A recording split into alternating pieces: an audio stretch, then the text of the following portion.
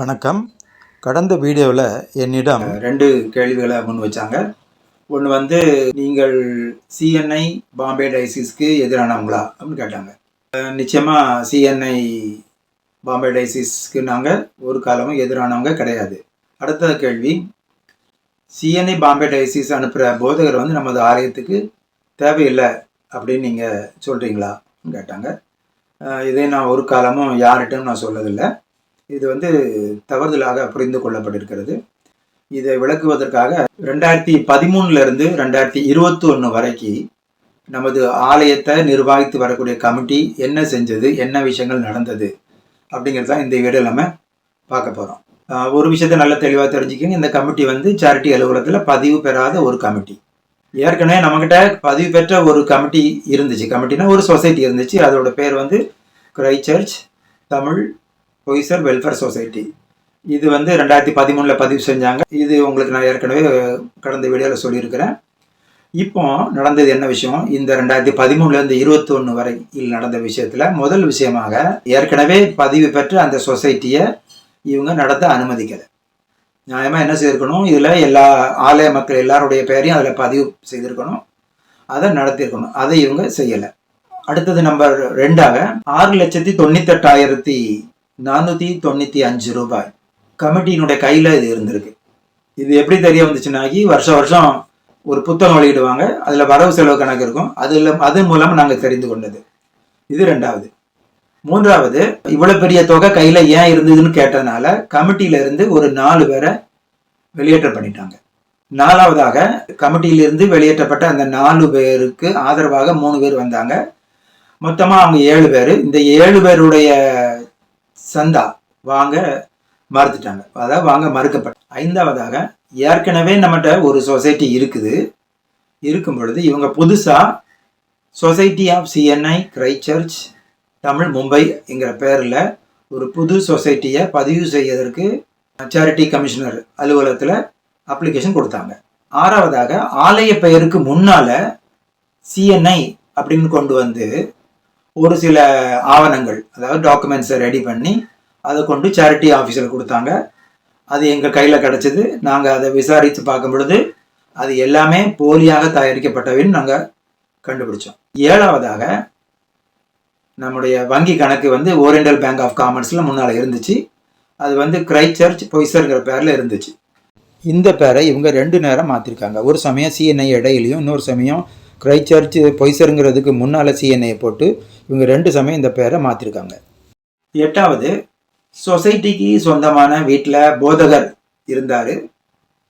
அதில் இருந்து கொண்டே அந்த வீட்டின் மேல் ஒரு சிவில் கேஸு போதகர் தொடர்ந்துருக்கிறாரு.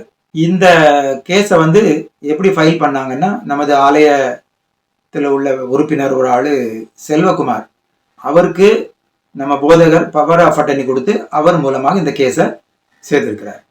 9வதாக, ஏற்கனவே நம்மகிட்ட ஒரு சொசைட்டி இருக்குன்னு நான் சொல்லியிருந்தேன். அதோட பேர் Christ church Tamil Poisar welfare society. இந்த சொசைட்டியில் அந்த நேரத்தில் 12 பேர் இருந்தாங்க கமிட்டி மெம்பராக. அதில் 9 பேர் வந்து சந்தாலாம் கொடுக்காம இருந்து அவங்க வெளியேற்றப்பட்டாங்க. அதில் திரும்ப ஒரு ஆள் வந்து நான் சந்தா கொடுக்குறேன்னு உள்ளே சேர்ந்துக்கிட்டாரு. மீதமாக இருந்த 8 பேரும் 2013 நம்ம பண்ண அந்த கமிட்டி, அந்த சொசைட்டி, இந்த வெளியே இருந்த 8 பேரும் 2018 சேரிட்டி அலுவலகத்தில் போய் கேஸ் ஃபைல் பண்ணியிருக்காங்க. இதில் தாவீது ராஜாங்கிறவர் தலைவராக இருந்தார். அவர் எங்களுக்கு தெரியாமலே நிறைய சேஞ்சஸ் பண்ணிட்டாரு, அதெல்லாம் என்ன செய்யுங்க, ரத்து பண்ணுங்க அப்படின்ட்டு முறையிட்டு கேஸ் ஃபைல் பண்ணியிருக்காங்க.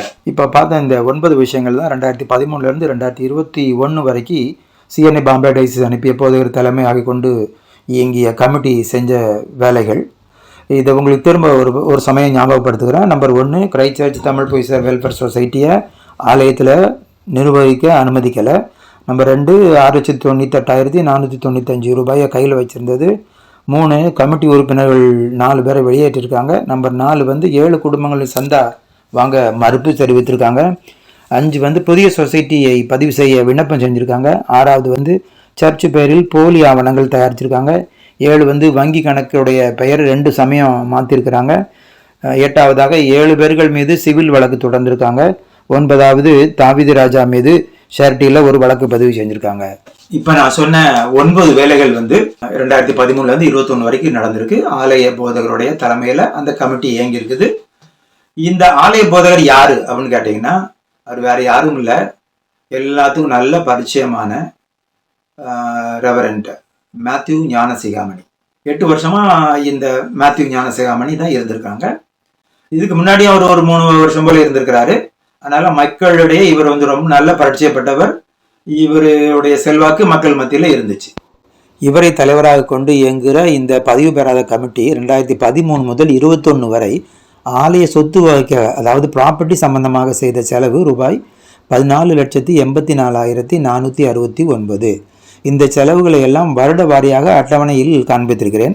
இந்த தொகை எல்லாமே ப்ராப்பர்ட்டி, அதாவது நம்ம சொத்து வகைக்காக இதை செலவு பண்ணியிருக்காங்க. இதில் வந்து அவங்க ப்ராப்பர்ட்டி ரெஜிஸ்ட்ரேஷன் ஒரு காலம் கொடுத்துருக்காங்க, ப்ராப்பர்ட்டி மேட்டர் அப்படின்னு ஒரு காலம், ப்ராப்பர்ட்டி டேக்ஸ்னு ஒரு காலம், ப்ராப்பர்ட்டி கார்டுன்னு ஒரு காலம், இப்படி 4 விதமாக பிரித்து எல்லாமே ப்ராப்பர்ட்டிக்கு கீழே கொடுத்துருக்காங்க. ஆலய சொத்து செலவு, அதாவது ப்ராப்பர்ட்டிக்குன்னு இவங்க செஞ்ச செலவை போக ஒரு 2,42,687 ரூபாய் சொசைட்டி ரெஜிஸ்ட்ரேஷனுக்காக செலவு செய்திருக்காங்க. இந்த கணக்கு எல்லாமே இவங்க கொடுத்த ஒரு புத்தகம் கொடுப்பாங்க, வரவு செலவு புத்தக கணக்கு. இந்த கணக்கில் தான் நான் எடுத்திருக்கிறேன். இதில் எதுவும் தவறு இருந்தால் தயவுசெய்து நீங்கள் என்கிட்ட சொல்லுங்கள், இது தவறுன்னு நான் திருத்தி கொடுக்குறேன். இது எல்லாமே நம்ம காணிக்க பணம். சரி, இதுக்கெல்லாம் யார் காரணம் அப்படின்னாக்கி கமிட்டி. ஆமாம், கமிட்டி வந்து முக்கிய காரணம் தான். ஆனால் இந்த கமிட்டியில் தலைவராக இருந்தது நம்ம சபையின் போதகர். அவர் அனுப்பினது பாம்பே டயசிஸ். பாம்பே டயசிஸ் எதுக்குள்ள இயங்குதுன்னா சிஎன்ஐ. இந்த செலவு செய்ததோடு இல்லாமல் ஒரு 4 மெம்பரை வெளியெடுத்துட்டாங்க. எந்த வித அறிவிப்பும் கொடுக்காம அவங்களை வெளியெடுத்துருக்காங்க. என்ன காரணம்னாக்கி ஒரு 6,98,000 கையில் வச்சுட்டு இருந்தீங்களா ஏன்னு கேட்டதுனால அவங்களை வெளியெடுத்துட்டாங்க. அவங்களுக்கு சரியான பதில் கொடுக்கல.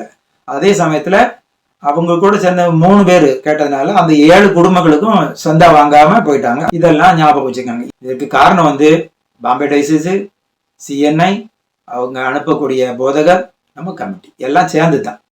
இதுவரை 2013 முதல் 21 வரை சிஎன்ஐ பாம்பே டயசிஸ் அனுப்பும் போதகரை தலைமையாக கொண்டு ஆலயத்தை நடத்தும் இந்த பதிவு பெறாத கமிட்டி செய்த விஷயங்கள், சம்பவங்களோடு ப்ராப்பர்ட்டிக்கான செலவுகள், சொசைட்டி ரெஜிஸ்ட்ரேஷனுக்கான செலவுகளை மட்டும் நம்ம பார்த்துருக்குறோம். இதில் முக்கியமான விஷயம் என்ன என்றால் 2014-15 ஆண்டு மலரில் வழக்கறிஞர் கட்டணம்னு ரூபாய் 15,000 காட்டப்பட்டுள்ளது. அதே மாதிரி 2016-17 கட்டட நிபுணர் ப்ளஸ் வழக்கறிஞர் இருவருக்கும் சேர்த்து 46,000 கொடுக்கப்பட்டுள்ளதாக காட்டப்பட்டுகிறது. இதை தவிர வேறு எங்கேயுமே வக்கீல் செலவு அல்லது கேஸ் ஃபைலிங் செலவுன்னு கொடுக்கப்படலாம். சரி, அப்போது இவங்க 2018 ஃபைல் பண்ண சேரிட்டி கேஸு, 2019 ஃபைல் பண்ண சிட்டி சிவில் கேஸு, இதுக்கெல்லாம் எங்கேருந்து பணம் கொடுக்கப்பட்டதுன்னு தெரியலை. அப்போ வந்து இந்த செலவுகளெல்லாம் எப்படி நடந்தது? கணக்கில் காட்டப்படாத செலவுகள். இதற்கு பணம் எங்கேருந்து வந்தது? இதை நீங்கள் நினச்சலாம் புரிந்து கொள்ளலாம். இதை ஞாபகத்தில் வச்சுக்கோங்க. இப்போ நாம் 2021 புதிய போதகர் வந்த பிறகு நடந்த செலவுகளையும் சம்பவங்களையும் இப்போ நம்ம பார்ப்போம். இப்போ வில்லியம் ஜேம்ஸ் அவங்க வந்த பிறகு ப்ராப்பர்ட்டிக்காக செலவு பண்ண தொகை 58,31,000 சில்லறை வருது. இந்த 58 லட்சம் ரூபாயும் ப்ராப்பர்ட்டிக்காக செலவு பண்ணியிருக்கேன்னு அதில் காமிச்சிருக்காங்க. நீங்கள் வேணால் புக் எடுத்து பாருங்கள், உங்கள்கிட்ட காப்பி இல்லைன்னா என் கேளுங்க, நான் தரேன். இவ்வளோ பெரிய தொகை எதுக்காக செலவு பண்ணப்பட்டாங்கன்னா 96 வந்து நம்ம ஆலய ரெஜிஸ்டர் பண்ணோம். அதில் வந்து வாங்கின நம்ம போய் கையெழுத்து போட்டுட்டோம் ரெஜிஸ்டர் ஆஃபீஸில். நமக்கு கொடுத்த ஓனர் வந்து கையெழுத்து போடலை. இது பெண்டிங்காகவே இருந்தது பல நாட்களாக. 96 நடந்தது, இப்போ 21. கால்குலேட் பண்ணி பாருங்க எத்தனை வருஷம் இடையில கேப் இருந்திருக்கு. இவ்வளவு நாட்களும் இவங்க ஒன்றுமே செய்யாமல் இந்த 21 வந்து இவ்வளோ பெரிய அமௌண்ட்டை இவங்க செலவு பண்ணி அதுக்கு ஒரு கன்ஃபர்மேஷன் டீட்னு தயார் பண்ணி அது முடிச்சிருக்காங்க. நான் ஒரு அட்வொகேட்டை கேட்டேன், ஐயா இவ்வளவு செலவு ஆயிருக்குமா அப்படின்னு. அப்போ அந்த அட்வொகேட் சொன்னார், 5,000க்கு ஒரு நோட்டீஸ் அனுப்புனா அதுக்கு அவன் பதில் கொடுக்குறான் ஓனர், நான் வரேன் இல்லை வரமாட்டேன் பதில் கொடுப்பான். அவன் சப்போஸ் வரலன்னு சொன்னாக்கி அவன் மேலே நம்ம கேஸ் ஃபைல் பண்ணுவான். மிஞ்சிட்டா ஒரு 50,000 1,00,000 செலவாகும், அவ்வளோதான். அதுக்கு மேலே செலவாக சான்ஸே இல்லை. இவ்வளோ பெரிய அமௌண்ட்டை யார்கிட்ட கொண்டு கொடுத்தாங்க அப்படின்னு அவர் என்கிட்ட கேட்டார். ஐயா எனக்கு தெரியல, இவ்வளோ பெரிய அமௌண்ட்டு இவங்க செலவு பண்ணாங்களே, இதுக்கு எல்லாம் ரசீதுலாம் இருக்கா?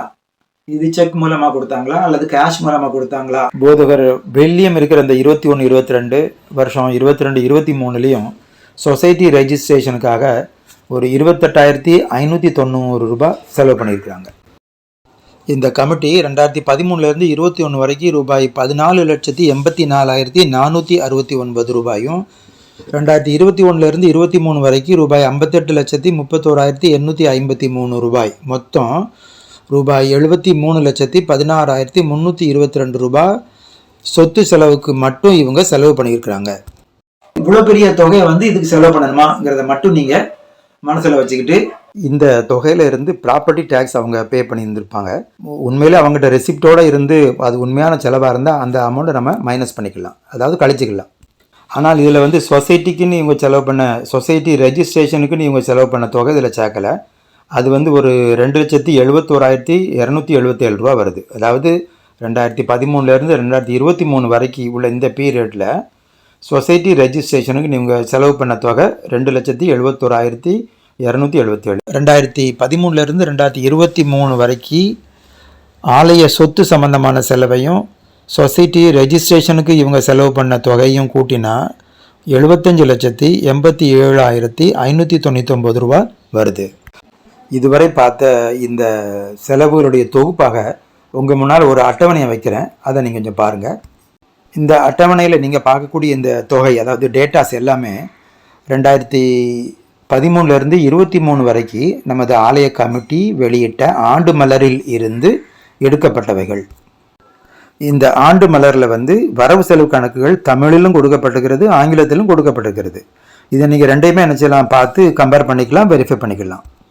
அப்புறம் இதில் ஒன்லி ப்ராப்பர்ட்டி, அதாவது சொத்து சம்பந்தமான செலவுகள், அப்புறம் சொசைட்டி ரெஜிஸ்ட்ரேஷன் சம்பந்தமான செலவுகள் மட்டும்தான் இதில் நான் கொடுத்துக்கிறேன். இந்த 2 செலவுகளை தவிர வேறு எந்த செலவுகளை பற்றியும் இந்த வீடியோவில் நான் உங்களுக்கு கொடுக்கல. 2013 21 வரைக்கும், அதாவது ரெவரண்ட் மேத்யூ அவங்க பீரியடில் ப்ராப்பர்ட்டிக்கு மட்டும் 14,84,469, சொசைட்டி ரெஜிஸ்ட்ரேஷனுக்காக 2,42,687, டோட்டலாக 17,27,156 ரூபா செலவு பண்ணியிருக்காங்க. அப்புறம் 2021 2023 வரைக்கும், அதாவது ரெவரண்ட் வில்லியம் அவங்க பீரியடில் ப்ராப்பர்ட்டிக்காக 58,31,883 ரூபாயும், சொசைட்டி ரெஜிஸ்ட்ரேஷன் செலவுக்காக 28,590 ரூபாயும் செலவு பண்ணப்பட்டுகிறது. இது ரெண்டும் ஒன்றா சேர்த்தோன்னு சொன்னால் 58,60,60,443 ரூபா இவங்க பேரில் ஆயிருக்கு. ரெவரண்ட் மேத்யூ, ரெவரண்ட் வில்லியம் 2 பேரும் சேர்ந்து ப்ராப்பர்ட்டிக்காக 73,16,322 ரூபா செலவு பண்ணியிருக்கிறாங்க. இவங்க 2 பேருடைய பீரியட்லையும் 2,71,277 ரூபா சொசைட்டி ரெஜிஸ்ட்ரேஷனுக்காக செலவு பண்ணப்பட்டிருக்குது. இப்போ அந்த ப்ராப்பர்ட்டிக்குள்ள செலவையும் சொசைட்டி ரெஜிஸ்ட்ரேஷனுக்கான செலவையும் கூட்டினா 75,87,599 ரூபா வருது. இதில் நீங்கள் கவனிக்க வேண்டிய விஷயங்கள் என்ன அப்படின்னு சொன்னாக்கி, இந்த செலவுகள் எல்லாம் தேவைதானா, அப்புறம் இதுக்கு முறையான ரசீதுகள் இதெல்லாம் கொடுத்துருக்காங்களா, அப்புறம் இது காரியமாக செலவு பண்ணப்பட்டிருக்கிறதா, அல்லது குறைவான செலவு அதிகமாக காண்பிக்கப்பட்டிருக்கிறதா, இதெல்லாம் நீங்கள் தான் என்ன செய்யணும், செக் பண்ணி பார்த்துக்கலாம். 2 விஷயங்கள் நீங்கள் தெளிவுபடுத்திக்கணும். ஒன்று இந்த 73 லட்சத்துக்கு மேலே நம்ம செலவு பண்ணியிருக்கோம் ப்ராப்பர்ட்டிக்காக. 96 இந்த இடத்த நம்ம பத்திரம் முடிக்கும் பொழுது என்ன அமௌண்ட்டுக்கு நம்ம பத்திரம் முடித்தோம் அப்படிங்கிறத நீங்கள் கேட்டு தெரிஞ்சுக்குங்க கமிட்டிக்கிட்ட. அப்புறம் ஏற்கனவே ஒரு சொசைட்டி இருக்கும் பொழுது இந்த 2,71,000 ரூபாய்க்கு மேலே உள்ள செலவு தேவையா தேவையில்லையா அப்படிங்கிறத நீங்கள் தான் முடிவு பண்ணணும். உங்களுடைய கண்டுபிடிப்பில் இந்த செலவுகள்லாம் தேவையற்றது, இதெல்லாம் தவிர்க்கப்பட்டிருக்கலாம் அப்படின்னு தெரிய வந்ததுன்னா அது ஒரு பெரிய லாஸ், நம்ம சர்ச்சுக்கு ஒரு பெரிய இழப்பாக அது இருக்கும். கிட்டத்தட்ட பல வருஷமாக இந்த ஆலயம் இருந்த மாதிரியே இருக்குது. இதெல்லாம் நம்ம அழகாக கட்டியிருக்கலாம் இந்த தொகையில். இதெல்லாம் மனசில் வச்சு கொண்டு செயல்படுங்க. என்னுடைய வேலை இதெல்லாம் உங்களுடைய கவனத்துக்கு கொண்டு வரணும் அப்படின்னு நினச்சேன், கொண்டு வந்துட்டேன். இனிமேல் நீங்கள் என்ன செய்யுங்கிறத நீங்கள் தான் முடிவெடுக்கணும். இதில் ஏதாவது தவறுகள் இருந்ததுனாக்கி நம்ம மறக்காமல் இந்த கமெண்ட் பாக்ஸில் கொடுங்க. அண்மையில் நடந்த ஒரு விஷயம், அன்றைக்கி நாங்கள் 6 லட்சம் ரூபாய் கையில் இருக்குன்னு கேட்டோம், அதனால நாங்கள் வெளியேற்றப்பட்டோம். இன்னைக்கு 18 லட்சம் ரூபா கையில் இருக்குது அப்படின்னு கோயிலிருந்து ஒரு விஷயங்கள் வெளியே வந்துச்சு, அது என் காது வரைக்கும் வந்துச்சு. இந்த 18 லட்சம் ரூபாய் என்ன ஆச்சு அப்படிங்கிற விஷயம் உங்களுக்கு தெரியுமா? இது சம்பந்தமா பாம்பே டைஸ்லேருந்து கமிட்டி வந்தாங்களாம், விசாரிச்சாங்களாம். அவங்க என்ன விவரத்தை சொன்னாங்க அப்படின்னு எனக்கு விளங்கலை, தெரியலை. இதே சமயத்தில் நாங்கள் எங்களோட பிரச்சனை நடந்துட்டு இருக்கும் பொழுது 2 திவிடை தலைப்பில் ஒரு கமிட்டி வந்துச்சு, அவங்க விசாரிச்சாங்க. அவங்க முடிவு என்னன்னு இது வரைக்கும் எங்களுக்கு தெரியுது. அதுக்கப்புறம் 2 ஆபிரகாம் தலைவில் ஒரு குரூப் வந்தாங்க, அவங்க என்ன விசாரிச்சாங்க, அவங்களுடைய கமிட்டியினுடைய ரிப்போர்ட் என்ன அது தெரியாது. அதுக்கப்புறம் இப்போ ரீசெண்டாக ரெவரண்ட் தாமஸ் அவங்க பீரியடில் ஒரு குரூப் வந்தாங்க, அவங்க என்ன விசாரிச்சாங்க இதுவும் தெரியாது. இந்த 3 போக இப்போ 4வதா ரெவரண்ட் ஆபிரகாம் தலைமையில் திரும்ப ஒரு குரூப் வந்திருக்காக கேள்விப்பட்டேன். அதில் வந்து ரெவரண்ட் மேத்யூவும் இருக்கிறதாக கேள்விப்பட்டேன். இந்த ரெவரண்ட் மேத்யூ பீரியடில் தான் 2013 21 வரைக்கும் இவ்வளோ பெரிய தொகை செலவு பண்ணப்பட்டிருக்கிறது. தேவையில்லாமல் செலவு பண்ணியிருக்காங்க.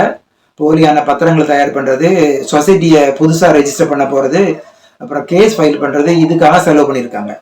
இப்படிப்பட்ட இதே ஆளை கொண்டு புதுசாக ஒரு கமிட்டியில் சேர்த்து அவருக்கு வந்து நம்ம ஆலயத்தில் உள்ள விஷயத்த என்கொயரி பண்ணுறதுக்கு அனுப்பியிருக்காங்கன்னா இது ரொம்ப கேலிக்குரிய விஷயமா இருக்குது. இதனால தான் நான் சொல்கிறேன், நீங்களே யோசனை பண்ணி பாருங்கள், சிஎன்ஐ பாம்பே டைஸ் செய்கிறது சரியா, இந்த போதவர் செய்கிறது சரியா? எங்கள் வெறுப்பு வந்து பாம்பே டைசஸ் மேலேயோ சிஎன்ஐ மேலேயோ இல்லை, பர்டிகுலராக அவங்க அனுப்பின ஒரு சில போதகர்கள் தான், குறிப்பாக மேத்யூ அவங்களால தான் நிறைய விஷயங்கள் நடந்திருக்குது. அதே சமயத்தில் நாங்கள் வெளியேறுவதற்கு காரணமாக இருந்த பிஷப் வந்து பிரகாஷ் பாட்டோலே, அவங்களும் இந்த விஷயங்களை எதுவுமே காதில் வாங்காம அவர் ஒரு நீதியை எங்களுக்கு கொடுக்கல. சரி, இவங்க தான் தப்பு செய்யறாங்கன்ட்டு சினாடு மேல உள்ள அமைப்பு அவங்களுக்கு நாங்க கடிதங்களை தொடர்பு பண்ணோம், அவங்களும் எதுவும் செய்யலை. எங்க வெறுப்பு வந்து இவங்க மேலதான், மற்றபடி சிஎன்ஐ மேலேயோ வேற பாம்பே டைஸ் மேலேயோ எங்க வெறுப்பு கிடையாது. நாங்க வெளியேற்றப்பட்ட சமயத்துல இருந்த அந்த முக்கியமான சினாடு மெம்பர்ஸ் அல்லது பாம்பே டைஸ் இருந்த பிஷப் போதகர் இவங்க மேலதான் எங்களுடைய வெறுப்பு. ஆலயத்தை நடத்தி வரக்கூடிய கமிட்டி வந்து தவறு செய்யுதுன்னு தெரிஞ்சா அதனுடைய தலைவர், அதாவது போதகர் சேர்மன் வந்து அதை சரி செய்யணும். சரி, அவரும் செய்யலை அப்படின்னு சொன்னால் பாம்பே டைசிஸில் உள்ள பிஷப்போட ஆஃபீஸ்க்கு இந்த விஷயங்கள் தெரிய வந்ததுன்னா அவங்க செய்யணும். அவங்களும் செய்யலை. சரி, இவங்களுக்கு மேலே உள்ள சினாடு இருக்குது, அதாவது சிஎன்ஐ சினாடு, அவங்க சரி செய்யணும். இப்படி யாருமே சரி செய்யாமல் இருந்தால் எப்படி இந்த தவறெல்லாம் வெளியே கொண்டு வர முடியும்? ஒருவருக்கொருவர் இவங்க எல்லாருமே கமிட்டி, போதகர், பாம்பே டைசிஸ், சிஎன்ஐ இது எல்லாம் ஒருவருக்கொருவர் கை கோர்த்து கொண்டு இந்த விஷயங்களை எல்லாம் செய்து கொண்டு வந்தால் எப்படி நடந்த தவறு வெளியே வரும்? இப்போ என்கிட்ட கேட்ட கேள்வியை நான் உங்கள்கிட்ட கேட்குறேன், சிஎன்ஐ பாம்பே டைசிஸ் கையில் நம்ம ஆலய நிர்வாகத்தை கொடுக்கணுமா வேண்டாமா? இந்த கேள்விக்கான பதிலை வந்து நீங்கள் தான் சொல்லணும். இப்போ உங்களுக்கு இந்த வீடியோ ரொம்ப தெளிவாக விளங்கியிருக்குன்னு நினைக்கிறேன். அண்மையில் ஒரு சில மாதங்களுக்கு முன்னால் நடைபெற்ற ஒரு நிகழ்வு எங்களுடைய பார்வைக்கு வந்துச்சு. அதாவது பேங்க் அக்கௌண்ட் வந்து முடக்கப்பட்டது என்று. பேங்க் அக்கௌண்ட் முடக்கமாயிட்டிருக்கு அப்படின்னு சொன்னால் என்ன அப்படின்னு கேட்டிங்கன்னா, அதுக்கு நம்ம போட்ட பணத்தை வந்து எடுக்க முடியாது, ஆனால் பணத்தை போடலாம், ஆனால் எடுக்க முடியாது. இது தற்காலிகமான நிறுத்தி வைப்பு. பஞ்சாப் நேஷனல் பேங்க்கில் அந்த அக்கௌண்ட் இருக்குது. அதனுடைய பெயர் வந்து கிரைஸ்ட்சர்ச் பைசான்னு சொல்லியிருக்கிறேன். அதை 2 தடவை மாற்றிருக்காங்க. இந்த 6 லட்சம் ரூபாய் நாங்கள் கேட்டு வெளியேற்றப்பட்டதுக்கு பிறகு இந்த 18 லட்ச ரூபாய் கையில் இருக்குன்னு ஒரு சில மக்கள் அவங்களுடைய குரலை உயர்த்தினதுனால ஏற்பட்ட விளைவு, அவங்க கொடுத்த லெட்டர் வந்து பேங்க்குக்கு போய் பேங்க் வந்து இந்த அக்கௌண்ட்டை நிறுத்தி வைக்கப்பட்டதாக கேள்விப்பட்டிருக்கிறேன். இன்னும் உங்களுக்கு தெரியுமா, அந்த பேங்க்ல எவ்வளோ அமௌண்ட்டு இருக்குது, அந்த பேங்க்ல எத்தனை அக்கௌண்ட் இருந்துச்சு, அதில் எவ்வளோ அமௌண்ட் இருந்தது, அந்த அக்கௌண்ட் வந்து முடக்கப்பட்டு தான் இருக்குதா அல்லது திரும்ப ஓப்பன் பண்ணிட்டாங்களா, இந்த விஷயம் எங்களுக்கு தெரியாது. இப்போ பேங்க் வந்து முடக்கப்பட்டு இருக்குது, அது பாட்டு இருக்கட்டுமே, இப்போ புதுசாக கிடைக்கக்கூடிய காணிக்கை தான் இருக்குது, இதை வச்சு செலவு பண்ணலாமா அவங்க அப்படிங்கிறதுல இருக்காங்க. சரி, இப்போ வரக்கூடிய காணிக்கெல்லாம் எந்த பேங்க்ல போடுறாங்க? இப்போ இருக்க இந்த கமிட்டி வந்து பல வருஷமா இதே கமிட்டி இருக்கு, மாற்றப்படலை. ஞாபகம் வச்சுக்காங்க, அவங்க மாற்றப்படாமலே அப்படியே இருந்துட்டு இருக்காங்க. அவங்க என்ன செய்யறாங்க அப்படிங்கிற விஷயத்த அவங்களுக்கு சொல்ல மாட்டாங்க. அவங்க ரொம்ப சஸ்பென்ஸா செய்யறாங்க. எந்த வெளிப்படைத்தன்மையும் இந்த கமிட்டியில கிடையாது. இது போக இப்போ என்னென்ன அமௌண்ட் கையில வருது அப்படின்னு யாருக்குமே தெரியாது. வெளிப்படைத்தன்மை அதுல இல்லை. அந்த காணிக்கைகள்லாம் விரயமாக்கப்படக்கூடாது, பயன்படுத்தப்பட வேண்டும் என்பதுதான் என்னுடைய தாழ்மையான வேண்டுகோள். ஏற்கனவே மூடி இருக்கக்கூடிய அந்த பேங்க் அக்கௌண்ட் திறக்கணும். இந்த பேங்குக்கு இப்போ என்ன தேவைன்னு சொன்னாக்கி, ஒரு ரெஜிஸ்டர்டு அமைப்புல உள்ள, அதாவது ரெஜிஸ்டர்ட் சொசைட்டியாக இருக்கணும், அதனுடைய சர்டிஃபிகேட் அவங்களுக்கு தேவை. ஆனால் இந்த இப்பொழுது நம்ம சர்ச்சை நிர்வகித்து வரக்கூடிய இந்த கமிட்டி வந்து பதிவு பெறாத அமைப்பு. ஏன்னாக்கி அது பதிவு செய்ய முடியலை, நிறுத்தி வைக்கப்பட்டுக்கிறது. நம்மகிட்ட ஏற்கனவே ஒரு சொசைட்டி இருக்குது, கிரைஸ்ட்சர்ச் தமிழ் பொய்சல் வெல்ஃபேர் சொசைட்டி. இந்த சொசைட்டி வந்து ஏற்கனவே நம்ம ஆலயத்துக்காக பண்ணது. அந்த சொசைட்டியை இன்னும் நாங்கள் பத்திரமா வச்சிருக்கோம். அதில் தான் அந்த வீடு இருக்குது, அந்த வீட்டில் தான் போதகர் தங்கிட்டு இருக்கிறாரு. இதை நீங்கள் மனசில் வச்சு என்ன செய்யுங்க, இதே சொசைட்டியை நம்ம இயக்குவோம், ஒன்றா எல்லாரும் வாங்க, ஒன்றா சேர்ந்து நம்ம செயல்படுவோம். நீங்கள் விருப்பப்பட்டால் நாங்கள் ரெடியாக இருக்கிறோம். நம்ம ஆலயத்தின் பேரில் நீங்கள் ஆண்டு சந்தாங்க கொடுக்கலாம், 120 ரூபா தான். உங்களுக்கு ஒரு ஃபார்ம் கிடைக்கும். அந்த ஃபார்மை நீங்கள் நிறச்சி கொடுத்தீங்கன்னா நம்ம இந்த சொசைட்டியில் நீங்கள் மெம்பர் ஆகிடலாம். இது மூலமாக நம்ம ஆலயத்தை நம்ம நிர்வகிக்கக்கூடிய பொறுப்பு நம்ம கையில் கிடைக்கும். நல்லா கவனமாக நினச்சிங்க, கேட்டுக்குங்க. சிஎன்ஐயோ அல்லது பாம்பே டைஸையோ நாங்கள் வெறுக்கலை. அவங்க வரட்டும். அவங்க வந்து அவங்க போதகரை அனுப்பட்டும். அவங்களுக்கு கொடுக்க வேண்டிய படிகளையும் அவங்களுக்கு கொடுக்க வேண்டிய அசஸ்மெண்ட் ஃபீஸை நம்ம கட்டுவோம். அவங்க தாராளமாக வரலாம் போல், அவங்களுக்கு எந்த தடையும் கிடையாது. ஆனால் இந்த நிர்வகிக்கக்கூடிய பொறுப்பு வந்து நம்மகிட்ட இருக்கக்கூடிய பதிவு பெற்ற ஒரு சொசைட்டி, அதுக்கு என்ன செய்யணும், வழங்கப்படணும். அப்படிங்கிறது தான் என்னுடைய தாழ்மையான வேண்டுகோள். அதனால் நீங்கள் விருப்பப்பட்டால் நாங்கள் வந்து உங்களை பார்த்து உங்கள்கிட்ட இந்த சந்தாவையும் அப்புறம் அதுக்கு உண்டான ஃபார்ம்ஸையும் நிறச்சி நாங்கள் வாங்கிக்கிடுறோம். நீங்கள் இந்த இந்த சொசைட்டிக்கு வந்து சந்தாவை பணமாக கொடுக்கலாம், அல்லது நீங்கள் செக்காகவும் கொடுக்கலாம். வேறு வகையிலையும் டிரான்சாக்ஷன் கூட நீங்கள் அந்த அமௌண்ட்டை கூட நீங்கள் எங்களுக்கு அனுப்பலாம். இதெல்லாம் மனசில் வச்சுக்கிட்டு நம்ம செயல்படுங்க.